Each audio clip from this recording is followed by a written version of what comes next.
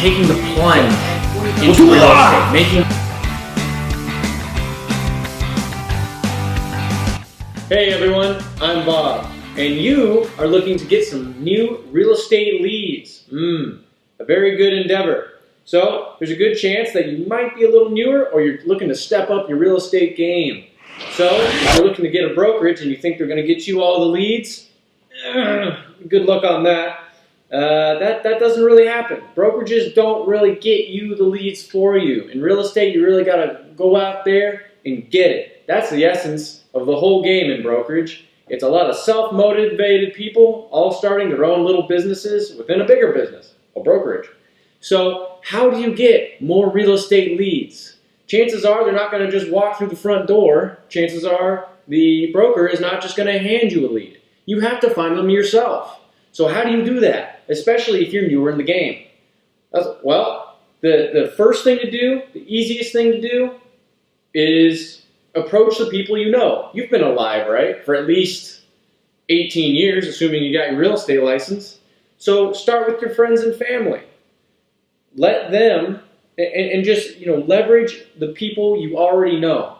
Let them know that you're in real estate. Let them know that you would like to help them. Let them know that you will do sales of homes and even rentals. Now, a lot of people in real estate don't want to do the rentals, but that is a big mistake, because here's the thing. When you get that sphere of influence going and you start getting reviews, that is even more important than putting a deal together. Now, that might sound a little weird. Yes, you want to get a deal, you want to make some money, but what you're really doing from the beginning is building a brand and a reputation. So if you get a bigger reputation with people because you're doing more transactions, whether it be a sale or a rental, the referral is just as valuable.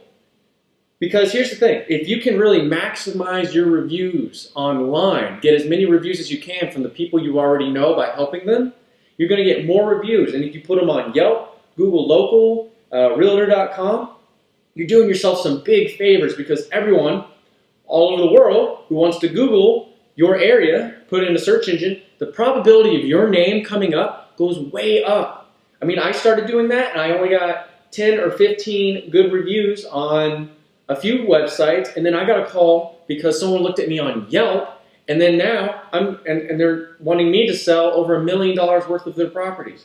And I never even met this person. They just saw it, then they looked at my website, and they said, hey, this guy is worth a call. And that really opened the door for me. And there's the next part, your website, your marketing material, everything. See, you're not just trying to get reviews. You're not just trying to get people to like you. You're trying to build a brand. So how do you build a brand? Well, you do it through marketing, by positioning yourself in people's minds in a certain way. So one of the easiest and most effective ways to do that is make a good website that matches up with your mailers. We'll talk about mailers in a minute. That matches up with your business cards. That matches up with your personality. Because personality in real estate is an extremely big part of the whole game. Because again, you're trying to position yourself into people's minds as a helpful person who will see it through and cares about them. Whatever your strengths are, emphasize those and show them that that would really help them in selling their real estate or buying a home or something of that nature. So let's say you're branding, you're doing all this. Another good way to start is sending out mailers, as I said we would talk about. Mailers is basically a bunch of, they could be postcards, they could be envelopes, you could put them in the door slits of homes, however you want to do it, whatever you can afford.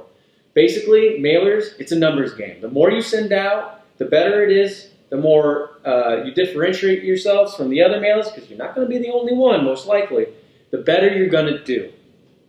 So you need to start sending out those mailers. And if you're tighter on a budget, I really suggest you focus on one area.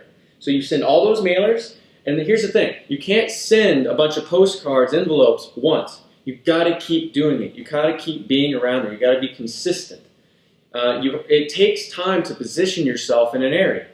So on top of that, you should also just hang out in that area. You should really get to know it. Hang out in the coffee shops, meet the people. You can find leads that way, especially if they're seeing your mailers every month. Heck, they might even recognize your face if you put your face on the mailer. It'll all start to click over time because you're, again, building your brand. So that is the most basic of things that you can do in residential sales. I'm going to be making a whole bunch of other videos. You can get more leads aside from this. This was more of the basic fundamentals of how a lot of people can easily get started with little money and little experience. Normally you would start in an area where you grew up in. It usually helps. In other videos, which I'm going to eventually attach to the summary below, I'm going to go over how you can go after for sale by owners, how you can contact sellers' expired listings, and how you can search for leads in a plethora of other ways. There's so many ways to do this. So I hope you really liked this video. I would really appreciate it if you liked it. Leave some comments for any videos you liked, any information I may have omitted. I'm happy to answer any of your questions. And if you really like the series, please subscribe. And I'll see you guys around. Bye.